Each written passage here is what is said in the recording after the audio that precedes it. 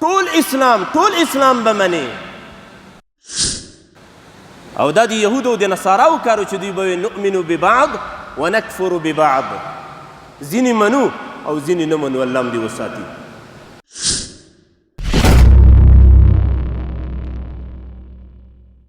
قرآن کریم کې الله عز وجل مونږ ته داسې خطاب کوي: یا ایها الذین آمنوا ادخلوا فی السلم کافة ولا تتبعوا خطوات الشیطان انه لکم عدو مبین.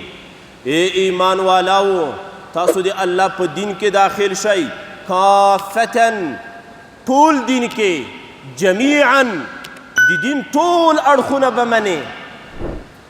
د دین دا یوه برخه د ایمانیاتو د عقایدو، الله منو، د الله صفتونه منو، ملائکې منو، د الله کتابونه منو، د الله رسولان منو، ورځ د آخرت منو، تله د میزان منو، جنت او جهنم منو.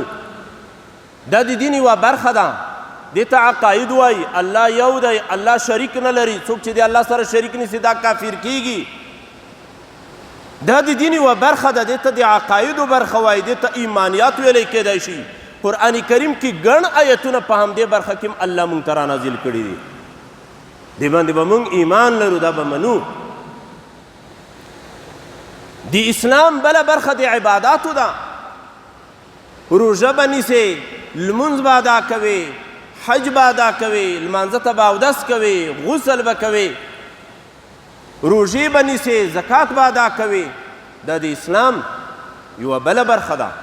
په دې برخه کې ګڼ آیتونه او ګڼ احادیث د رسول الله صلی الله علیه وسلم موجود دي. دا دین د قرآن کریم او د سنت رسول نه راوتلی. د دین بله برخه معاملات دي. سوداګري به څنګه کوې، بیع مرابحه څنګه ده، بیع تولیه څنګه ده، موږ به د سود نه څنګه ځان ساتو، بیع فاسد نه به ځان څنګه ساتو، د بیع باطل نه به څنګه ځان ساتو، بیع مکرو نه به څنګه ځان ساتو، بازار کې تجارت څنګه موږ وکړو. زموږ دغه تجارت چې د اسلام سره په ټکر کې نه وي، سودخورګۍ کې مبتلا نه شو، دا د اسلام یوه لویه برخه ده. ګڼ آیتونه و حدیث په دې باره کې راغلي دي.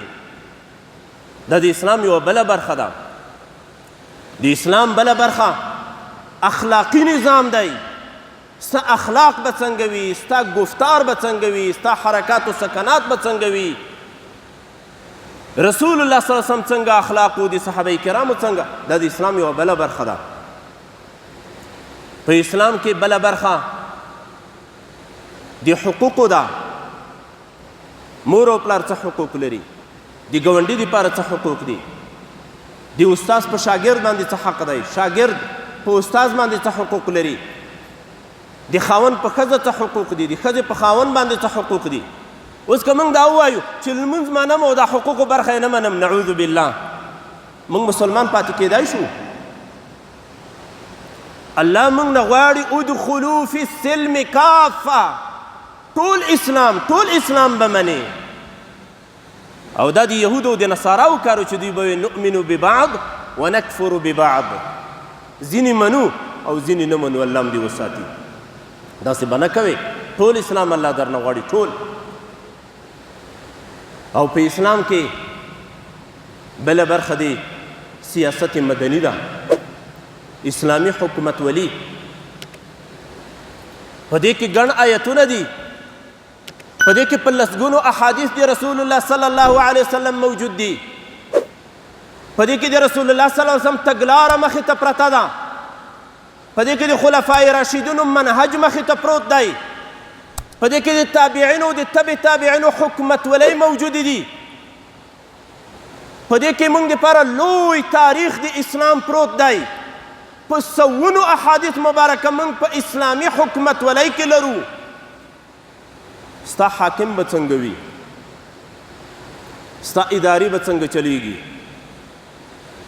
مجرمانو ته به سزاګانې څنګه ورکول کیږي، ستا فوج به څه ځانګړتیاوې لري، ستا فوج به څه وظیفه اجرا کوي، ستا پولیس به څه وظیفه اجرا کوي، کومې ځانګړتیاوې په کومو صفاتو باندې به ملبس وي، ستا قضایي ارګانونه به څنګه وي، ستا قاضي به په څه باندې فیصلې کوي، یوه لویه برخه دا هم د دې ته اسلامي حکومت ولي ویلی کېدای شي.